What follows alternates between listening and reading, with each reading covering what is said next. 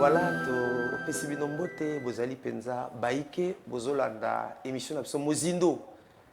Et mukona lelo tozane sengo ya koyamba Mtomayele. C'est un penseur, il réfléchit beaucoup. Azali panafricaniste.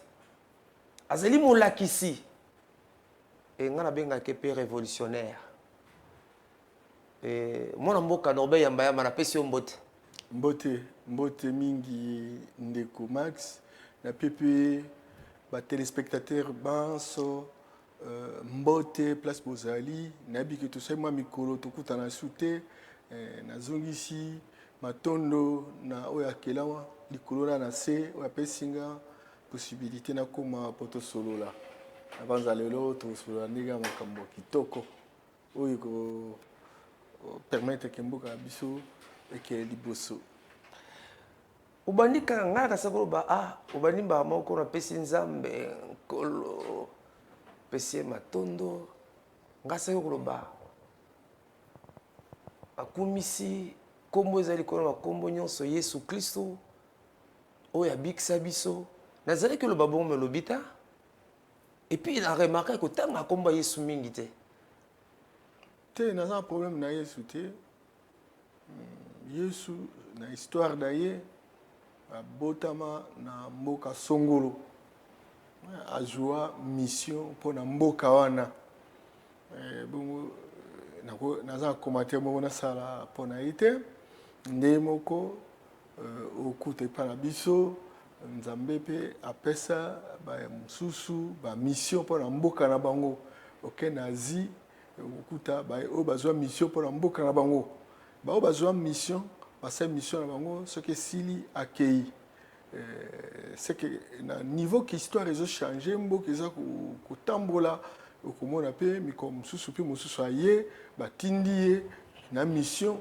po te mboka na ye ke liboso donc oya kela likolo na se comme amona na raté pesa ka puissance na ba o baza mona na bato baza na nzoto peut-être basa bala kisanguya na ye et donc ngai lelo na koza la teke na non yeso to asali to azala kité aza juif abotama na mboka na bango asala makoki ya koka ko sala permettant que l'histoire na bango ait avancé etc. Et donc baza ko reconnaître ikuda ngai pe na mboka biso to sala 300 000 ans bamboka mso ezala kité ba mindele ba to bimanya pas 40 000 ans.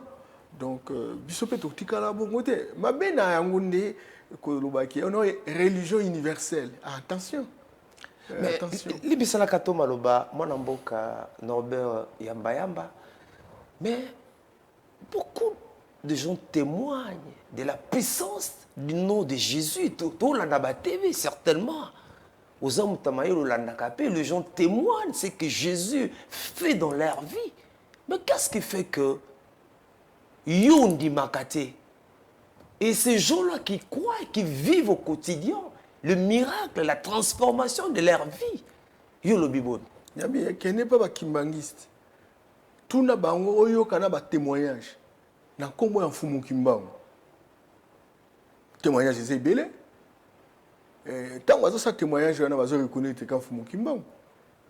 Kene na end. Otu na ba témoignage ezo salma na kombo ya Bouddha. Kende pas arabe oyo ka ba témoignage ezo salema pona kombo ya Mahomet kende na Chine oyo ka ba témoignage ezo salema pona kombo ya Confucius to ya Tao ya Tao c'est que mboka na mboka nzambe oyo akela mokili oyo akela ba peuple ba communauté nyonso apesaka atindaka motu oyo akofungola bato miso oyo akolakisa bato nzela oyo pe akolakisa bato mateya peut-être bazala en connexion na énergie na ye et donc ngai na boyaka te Jésus-Christ certainement aza na histoire Mais histoire wana. Mais son histoire, moi Namboka Norbert Yamba, son histoire est éternelle. Et Batebele Bazolanda, moi je pose juste des questions par rapport au Tolandaka. Et Batebele Bazolanda, Baza stupéfait. Ce Bazomona que vous comparez le nom de Jésus, Naba Kombo Yosozo Tangawana. Et bon, est-ce que besoin dicté surnaturellement donc oh nzambazo babi na ba nyonso ba ya na kombo nanga kaka Jésus ne mutu azanzambe.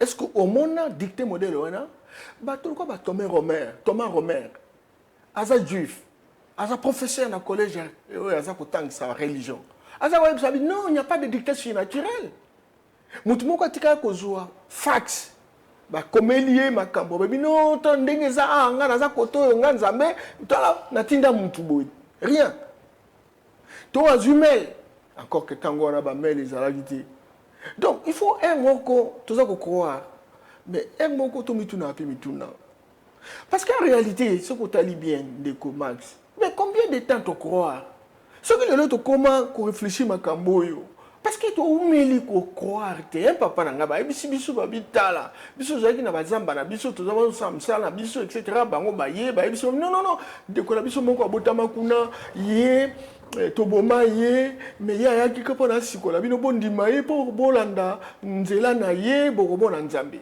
nde ba biso biso te peto ndimeli bango peto komo salela yango retala nombre d'églises en Afrique subsaharienne 80% de la population baza ba chrétien.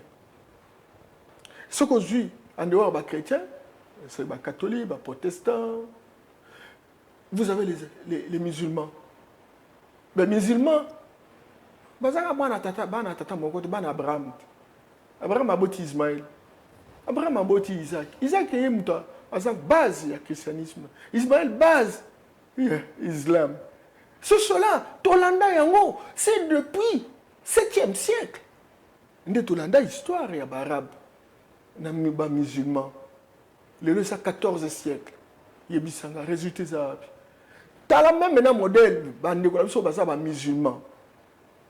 Na ba arabe, oyo bango bazo sala bango bazo tanga baza l'église na bango.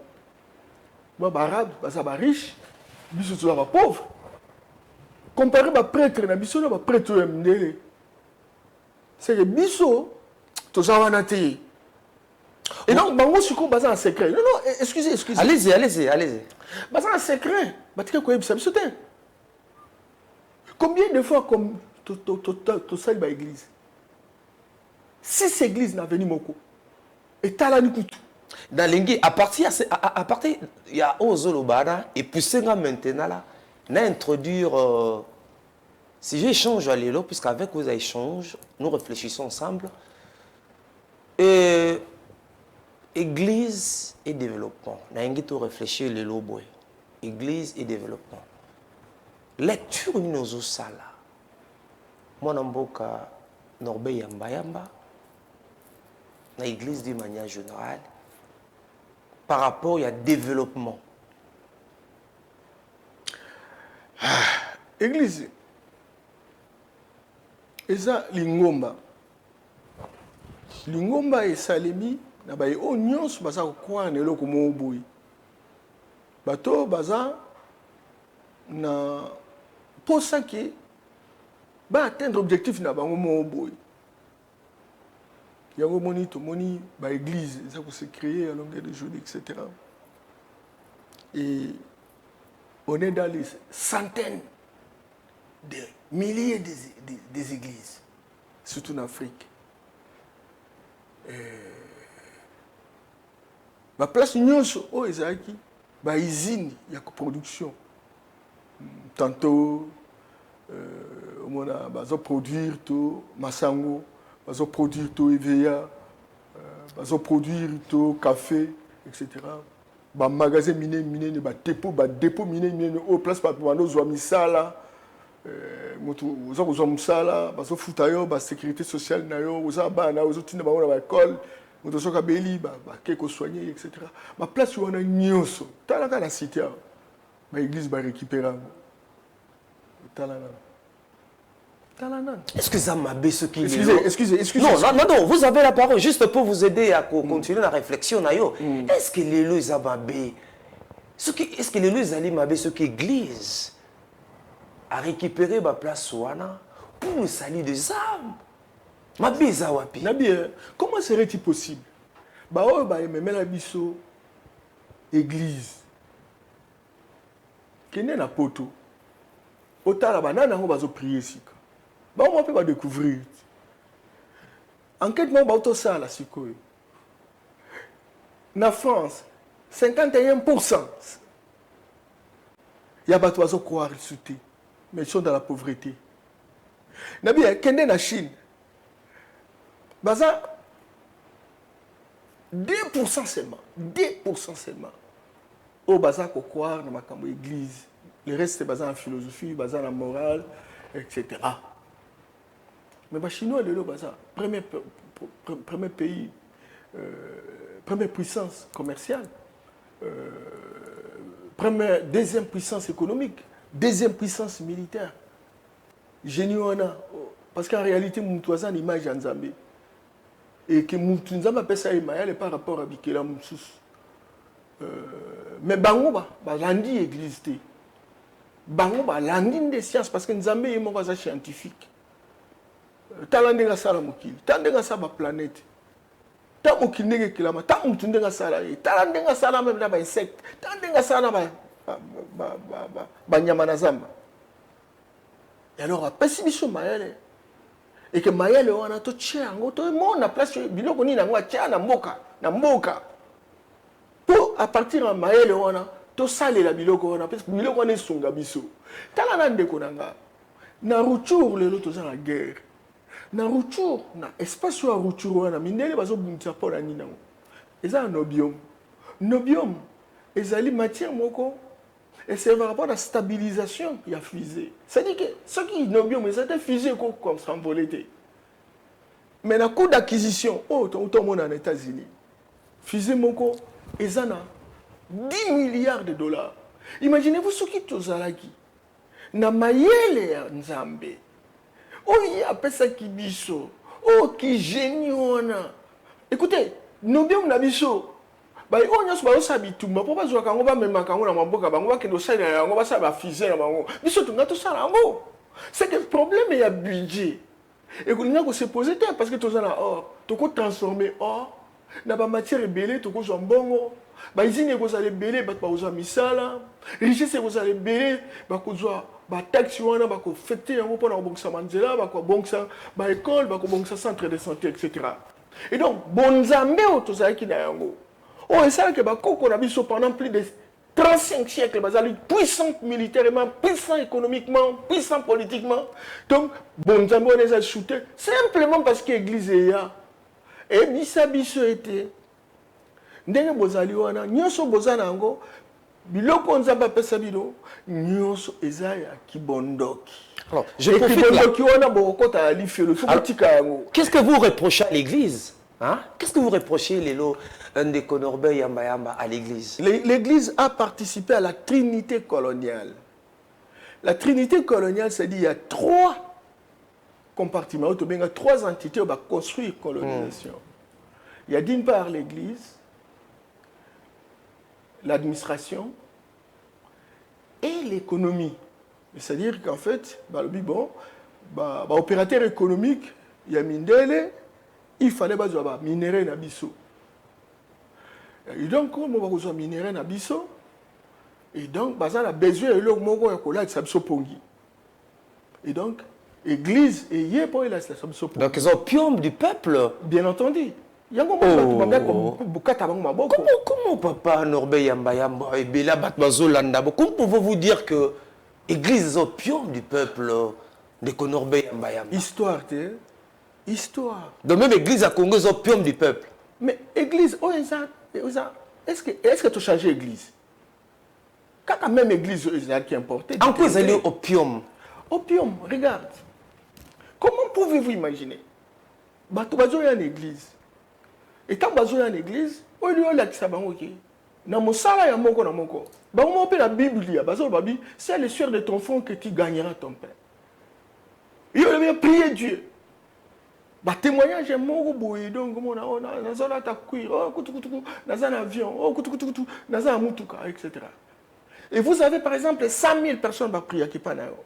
Sur les 100 000 personnes, 99% sont pauvres. Alors, lobby, solution anonyme. Regardez. Est-ce que on est allé faute, il y a un pasteur? Ou bien c'est la relève de la responsabilité des dirigeants du pays? En quoi les hommes de Dieu sont-ils coupables de Konorbe Yamba? Parce que leur enseignement n'est assis sur aucune base spirituelle. Place de quoi échec. C'est-à-dire, en fait, leur enseignement est basé sur l'économie. L'économie d'une minorité vivant au sein de l'Église. C'est ça. Cet lobby Makamo était Tokotika a plus de 5000 ans encore. Quel est ça l'intérêt? Moi j'ai travaillé plusieurs fois comme représentant de ONG étrangères, etc. Dans le même dans Libanda. T'as le traitement des chefs d'église d'Afrique. Vous avez une considération. C'est que nous avons tout, etc. Facilité, visa, compagnie, etc. Vous savez pourquoi? Parce que nous avons joué rôle. Rôle yako, là, c'est ce pongi. Donc, au lieu quand ça a été, ce n'est pas la prière. Comment serait-il possible que les Américains, les Okénéens, les Sanza, les Français, les Chinois, les Indiens, les Russes, bana bango bazotanga makambo na kata école bapesa bango mayel bafungola mayel biso tozokatiaki donc prions Dieu, tout le monde est dans la danse, même église tana bondé la danse on peut danser du matin au soir et personne ne va na bien bambeto tolala kana ceux qui montent à sala qui en côté tonga to zombo to wapi ba caméra o biso tozana ngo lelo oyo ceux qui montent à sala qui en côté tonga to zo lango wapi. Télévision, tout c'est pénal. On a besoin de pasteur, mise au base, parce que 80% de la télévision, il y a l'église. Pour ne pas l'accélérer. Pour ne pas faire langa. Pour ne pas faire ton andaku. Pour ne pas soigner batu. Pour ne pas accélérer prédication. Priez Dieu. Jésus. Et vous trouverez une solution. On a prié combien de temps? Est-ce que prier? On a prié combien de temps? Est-ce que Zali Mabé, il y a quoi Sambela? Un de Konorbeya, est-ce que ça Mabé, il y a quoi Sambela, il y a quoi Louké Longnanzambe, il y a quoi Zala devant celui qui a fait le ciel là? Est-ce que Zali Mabé? Une question de priorité. Mais Dieu aussi doit être notre priorité. Attention, attention. Mais oui! C'est Dieu qui a créé tout. Vous ne pouvez pas placer Dieu comme étant une priorité. Non. Alors, ni de priorité à monter Seigneur les Alanines alors. Bon Moïnaï. Hein? Bon Moïnaï. C'est-à-dire quoi? Bon Moïnaï, c'est-à-dire quoi? Nabi, hein? Si quoi nous avons azaté, azomona até. Le quoi azomona até? Après ça, c'est nina. Ma coquille, science. Science, c'est une idée rationnelle, systématique. Systématisée. Par exemple, le domaine est à Bakiti. Talande bastonga à Bakiti. Basa Bakiti. Domaine est à Mbeto. Domaine est à Bilamba. Domaine est à Montre, etc. Beaucoup inventé yango na mayelo ya yi appelle Sabino parce que l'homme est le dépositaire de l'esprit de Dieu. L'homme c'est l'incarnation de l'esprit de Dieu dans un corps humain. C'est ça. Mais alors maintenant on prie mangengenge mabe, kolala mabe, kotele mabe, etc. Ba prophétie ka ba prophétie. Okobota. Aucun de tel endroit de l'écoute. Combien de personnes, médecins, les lolo, pour une femme, même à Bota, même Mibali, comme Bota. Mibali, ça l'opération, et puis à Juzemi, Mobali, à Boti. C'est bien pour Nayo. C'est-à-dire que ça, c'est facile. J'aimerais comprendre.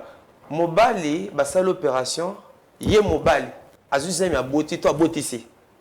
Aboti, a comme moi cité va transformer. Et vous trouvez ça normal? Voilà. Et voilà. Donc, les raisonnements, la croyance bloque les raisonnements. Non, ndeko Norbert, tout le baboué. Si tel est le cas, bimisa maman nandaku. Puisque nous avons le vous êtes un homme marié. Oui. Le quoi mobali yé moko, ça l'opération, alors bimisa maman nandaku, on bibotaka. Max, on a ce qu'on doit confondre le ninga zoluba.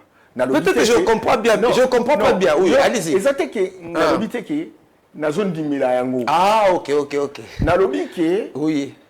Oh, tozo kanisa que ça miracle, était parce que Nzambe appelle ça déjà batumsu mayele, baza connaissance ya ko sala que mobali akoma moi si moi ça comme mobali. Donc vous ne croyez pas ko bota. Donc ce qui to kotika la kaka kolobaki. Ate yaka prier pour nos bota. Yaka prier pour nos voyages. Oh maman no bato bat prier ade. Bazo voyage. Kuti koleka. Batoyo ba botaka te, mais baza la chrétienté, botaka. Et donc, il n'y a pas de raison de prendre tout le temps, n'est-ce pas, à apprendre, à prier pour avoir des enfants, parce que Dieu a donné la science. Et la science, où est la médecine, la science, où est la gynécologie, la science. Mais nous avons vu des médecins échouer. Il y a des bateaux qui ont consulté les médecins, non, en tout cas, solution est mais il pas sa solution, il y a des témoignages. À un moment, la médecine aussi est comme en souka. Oui, la médecine est la science. Et science est un ensemble de connaissances rationnelles et systématisées. Et ça, c'est la mathématique, et la mécanique. On tente, si ça ne marche pas, on retente. Si ça ne marche pas, on prend une autre alternative. C'est ça ce que ça veut dire.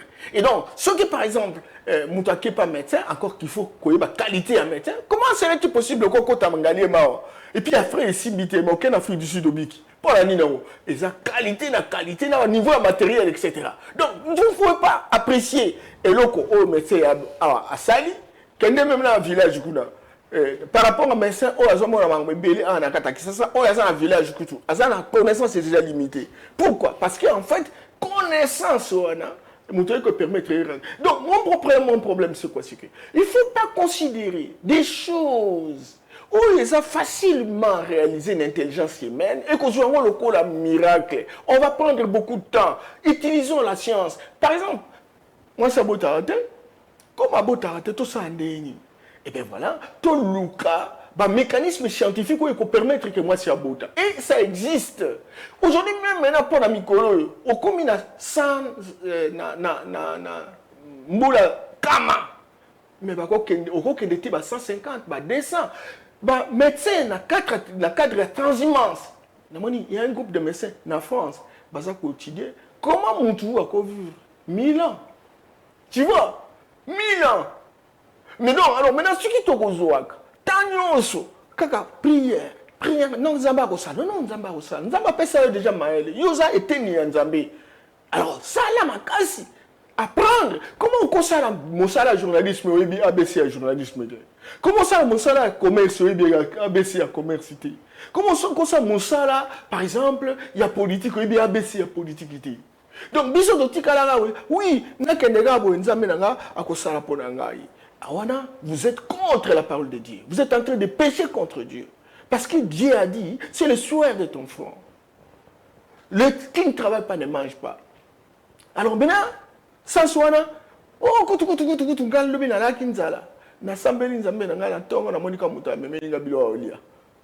écoutez, arrêtez. Bon, le pouvoir d'attraction, le pouvoir d'attraction, tout ce qu'on pense revient. Et vient vers toi. Opportunité, voilà. Et ça l'est mis. Aujourd'hui, il y a des spécialistes de développement personnel aux États-Unis. Oh, le long, tout à quelqu'un qui a commis tout tout. Mais quand il y a mon corps, a eu conscience, na foi, a créé Grégor. C'est-à-dire, densité, énergie, mon corps, en contact, na yé. Pour la likamwa de Salema, na sous conscience, na pour se refléter libanda. Bah, comme belé, bah, ça va miracle terrible. Mais biso, ah non, au coup, va miracle, au kaka. Kutu na zundako kutu na zumutuka kutu na bali. Il dit mais écoute, ce sont des choses élémentaires. Alors totika kana yango quand est-ce que l'église na biso cause elle a la capacité et la spiritualité nécessaire pour nous permettre que na biso ba comme peu ba savant. Comment c'est que comparer ça mozindo comment est-ce que l'église a la capacité quoi? Il y a qu'à permettre bato na biso bandimi bazwa boanya oyo ko permettre bango ba comme un niveau que tous par exemple na or a dit que or oyo ko pesa verti ko pesa matière telle matière on appelle dans zoto comme Robi m'appelle dans zoto comment peut ba ko sambela bibembe tout ça mais ko sambela bibembe oui ça connaissance yo yibité ko apprécier yango te ko évaluer yango te na tango yo yibi yango te oh. Ah, il faut la spécialiste ya ko sambela bibembe pour le problème à bibembe. Non, je voudrais simplement vous dire que eloko nyonso zaka mokilo lingami na nzambe ya kela mokili na se. Mutu mwa nkotisi eloko mususu andeyo ya nzambe te. Et donc eloko na eloko eza la connaissance nango. Donc sambela bibembe ça normal. Non, non, non, je ne dis pas ça. Ah, OK. Je dis qu'il faut avoir la connaissance avant d'apprécier parce qu'on risque de tirer conclusion oyeko. Elongo bani na malikamu wana matwazo lobati. Il y a tout ce question parce que yoza on maîtriser ba domaine wana. Yebisa biso ko sambela bibembe. Mutakufi ko sambela bibembe mutakufi. Ko sambela bibembe ne. Ça par exemple mutakufi boke na cimetière ko bondela tout ça na comment ko voker comme na ye. Eza bientôt ça malade. Eza connaissance. Quelle connaissance mutasa kufi ndeko Norbert yamba mutakufi. Mais bah, une introduction il y a l'âme, il y a l'esprit, il y a le corps. Beaucoup de corps naï, esprit qui est bon âme naï ça. Il y a bien naï, corps et ça, et le moko et bouge à ce qui esprit le ouais. Et alors esprit on est qui est bon zango. Oh, bon ma comme nous c'est seulement. Moi, je me rends que les gens comprennent puisque émission est Mozino. Moutakufi, corps, Nzoto, Mabele, Apamba, tout ça. Alors, l'esprit va récupérer. Va récupérer un mot, l'esprit et qu'on fait d'abord 40 jours. Après. Autour. Et puis, il y a quel village des ancêtres. Place, il y a le monde de monde métaphysique. Il y a un oh, les raisons mon abazo qui est un développement. Et ça va mboka oyo, et ça na connexion namba monde métaphysique na bango, monde invisible. Ah, papa non. Et ça monde vivant, mais invisible. Nous sommes bemela biso, olingo bemela biso misala molili. Ba sirène bazarabe. Ba mami watana bazarabe. Donc papa non. Non. Ba mami watana. Donc au moins une historiette. Au moins un théâtre. Donc, on a Congo à la développer, tous à la contact, en connexion dans le monde métaphysique. C'est ça d'après vous? Il n'y a pas un monde, et ça je le dis devant des générations futures, un monde qui peut se développer s'il n'y a pas de connexion entre le monde physique. Non, ça c'est l'hérésie de Konorbe Yamba Yamba. On arrête l'émission, c'est hérésie. Vous avez mes hérésie na télé de Konorbe. On va retirer Maloba. Ça c'est l'hérésie, on va faire enseignement. Vous avez fait enseignement de Konorbe. Quand Batindi Moutou a éclairé Batou, il y a le bérési. Oui, c'est vraiment dommage. Ndeko Max, selon l'an africain, ma caméra politique, au comment on a la dynamique. Selon ma caméra économie. Selon ma caméra sociale. Mon coloca pour toucher religion.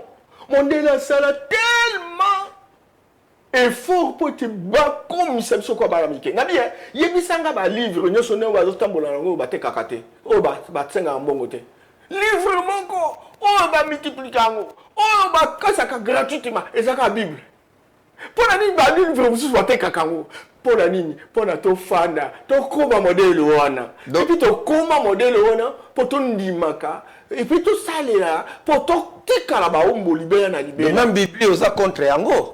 Mais il y a que la Bible, ils ont dicté si naturel.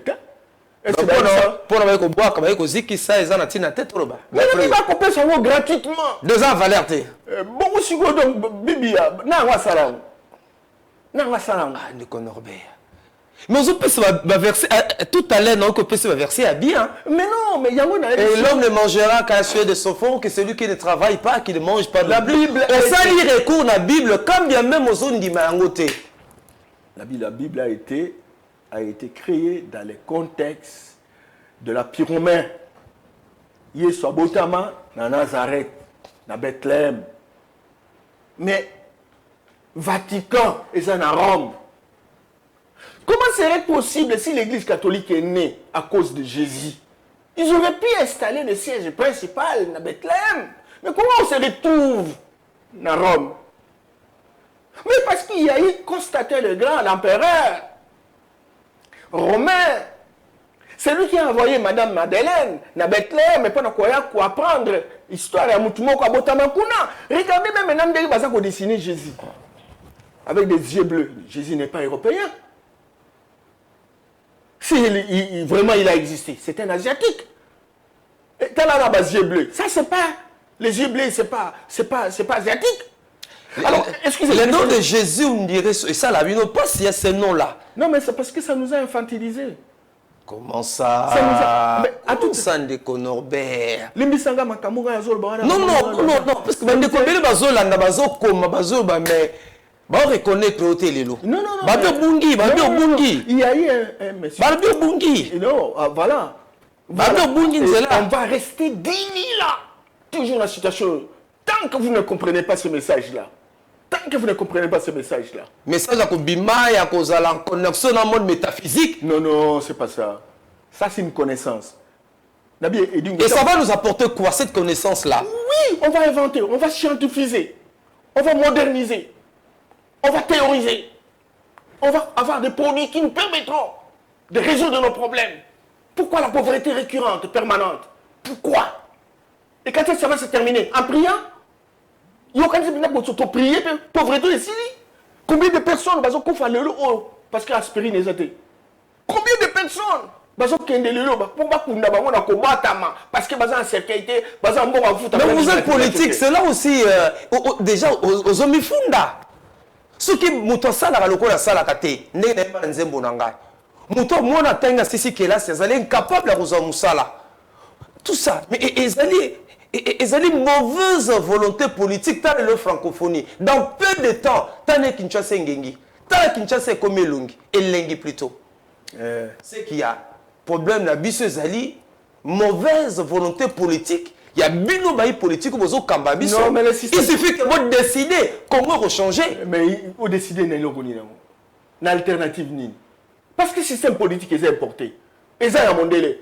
Mon délai, il y a tout le tout bon le système politique de la démocratie. Ba salaire à mabe ça peut mindele, ba salaire à mabe eux, eza mindele. Mutasa par le la sala kate eza mindele. Mais dans quelques jours, tala comment j'ai francophonie ndenge sali Kinshasa lengi. Elengi nani? Mais non, il faut quand même qu'on dise matala ba si tu n'y surtout ndenge ngenge. Il y a une volonté manifeste quelque part. Oui, mais nali ko kota makambo wana ti. Parce que comme panafricaniste, naïbi que francophonie, ils ont le torchon. Vous comprenez? Quand c'est France, on a vraiment la volonté de se développer. Comment serait-il possible que c'est un pays, langue est un seul pays, et comme la langue est à Batonios? Et puis, c'est un groupement. La question de l'école ou l'université Batonga pour la francophonie. Tu as une idée? Oui, mais il y a des instruments de pénétration. Il y a Occident, il y a impérialisme. Parmi lesquels le coup de la francophonie. Je me souviens, mais je ne peux pas parler des instruments. Topé maman muke lobimo amingi ndeko Hervé Kulemfuka ndeko Norbert Yamba nanga pe moi muke. Alors tout zonga siko na mutuna to zonga. Comment est-ce que l'église est cause la secteur, il y a épanouissement secteur, il y a développement ya mboka puisque yango ndeza mama ile kambalelo. Non, eloko nyoso oyo bato mbale misato bazali, eza na babwanya oyo eleki ya mutu moko. Église eza association ya bato. Mais église eza na vision ya développement ti. Topema, ceux qui ont opé moi muke tola na nzembo to zonga. To continuer bitumba la biso lelo. Que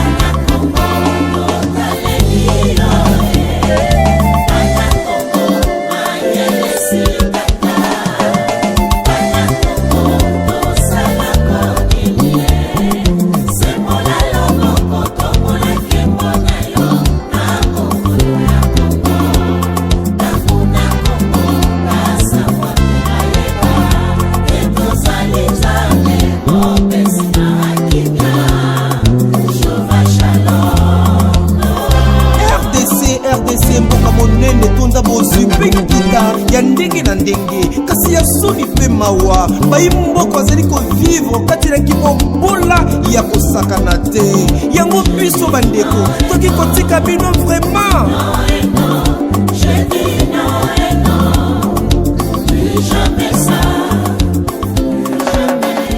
Ndeko yamba yamba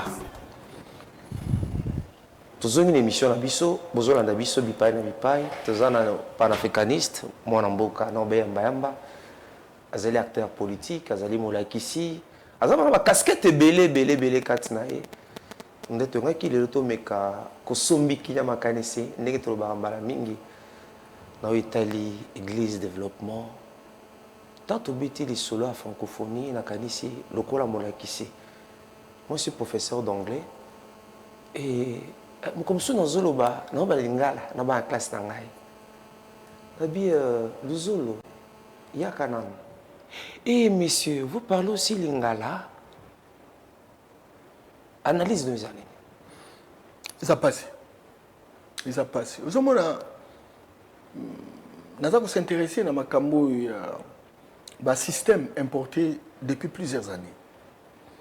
Et likambo il y a système éducatif un système politique ils a passé de combax bon tout ça la francophonie ils a lokomoko bon salima bon France na ba pays nyonso bazo la langue française etc.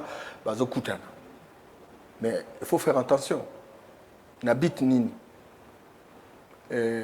à qui profite cet exercice, etc. Comment pouvez-vous imaginer? Nous, on n'est pas nés francophones. Nous, on n'est pas nés anglophones. Nous ne sommes pas nés lusophones. Nous sommes des Congolais, nous sommes des Africains.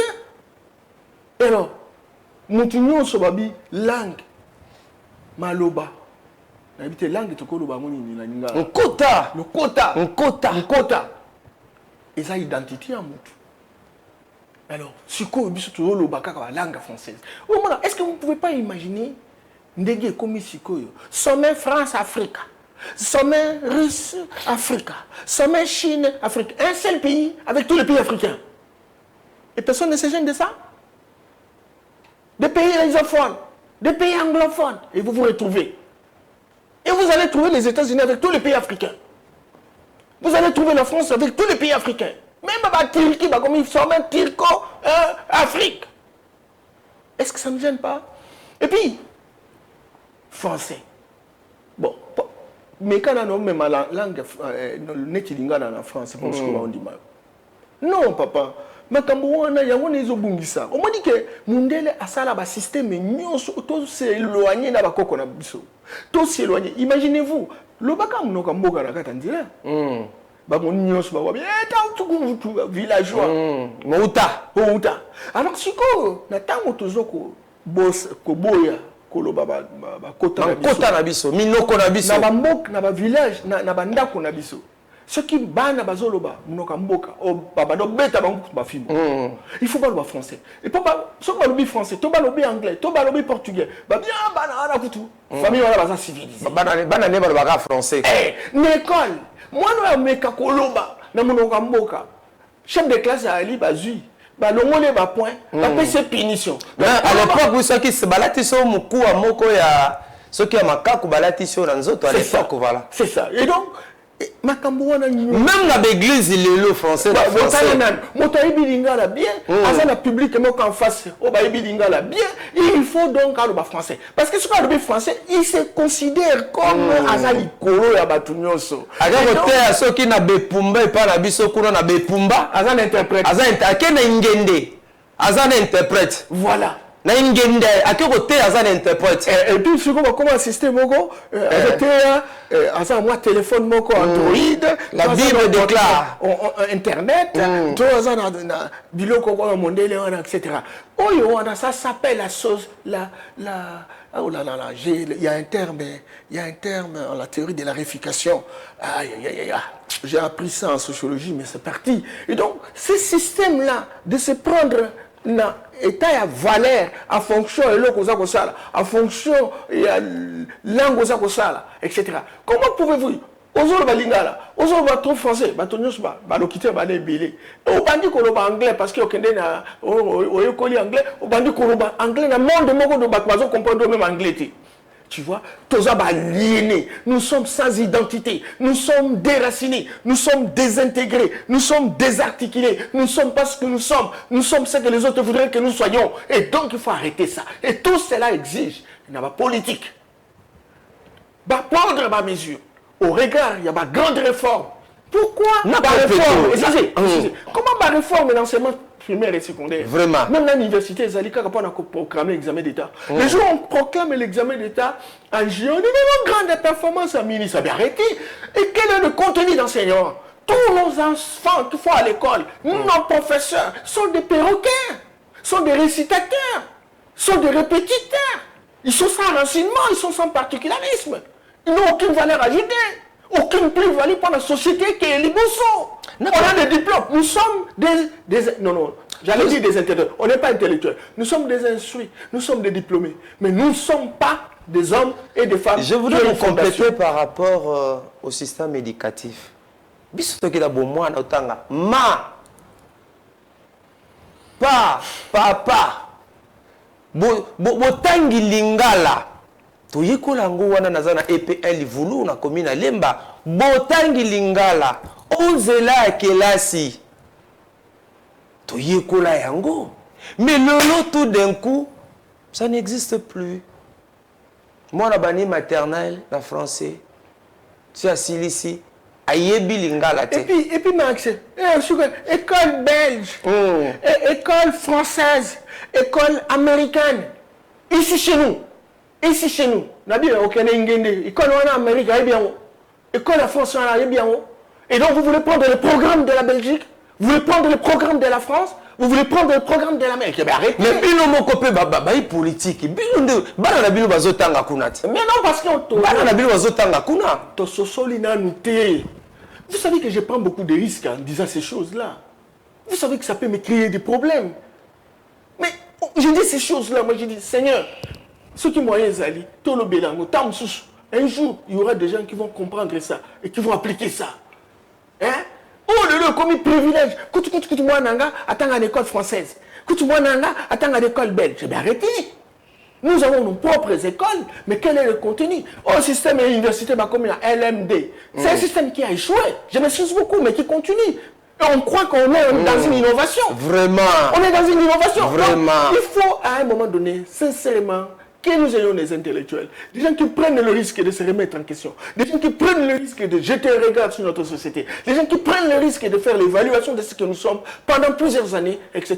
Et quel est le résultat que nous avons obtenu, et des gens qui pensent qu'il faut changer le paradigme pour prendre une nouvelle échelle. Ça, on en a besoin. Comme dans cette émission, aussi, tu as bien maintenant, non, parce que j'ai comme l'impression que les gens n'ont pas l'air de comprendre les enjeux, n'ont pas l'air de comprendre les difficultés qui sont les nôtres. Comment pouvez-vous, moula, 6 siècles, il y a colonisation, il y a esclavage, toujours indépendant pendant 63 ans. Dis-moi, et puis débat, ils ont ça les matins pendant qu'on y va, place ni to hôteli, place ni to zali, place ni to zokenge. Français, na autant comme on a Macron a zobenga, déconner moussous, meilleur. Bino, biso, démocratie na biso, tous en 5e République, ça ne marche plus, tout ça la bonne, tu vas pas se valider. Tu vas quitter 5e République comme à la 6e République. Biso, nous avons trop de contradictions. Ton copier belge, ton copier suisse, ton copier Amérique, ton copier France, ton copier Angleterre. Angleterre, tu as la constitution, tu as la tradition, la coutume. Biso tobi constitution, gréco-romain. Mais on n'est pas biso. Na boko qu'on a biso. Tout ça qui n'a pas constitution. La première constitution, na mokimo bimba. Et ça qui constitution, autobengi kuru konfunga. Charte de Madeleine avec 44 articles. Et ça qui na Mali, na université, il y a Sankoré, Toubouctou. Mais pour la nini, babilo qu'on a toko ça ma thèse. Ma thèse, ça me sont copier livre. Au bimission, non, je suis docteur. Mais écoute, arrêtez. Pour inventer quoi? Même na kirdan, rien. Et si on ne se remet pas en question, voilà, et que c'est commentaire par rapport à l'émission, vos impressions. L'émission est à Kitoko. Mais ça donne l'impression comme si il y a un contre la chrétienté. Il y a un contre la chrétienté, il y a un contre la musulmane, il y a un décourabiso.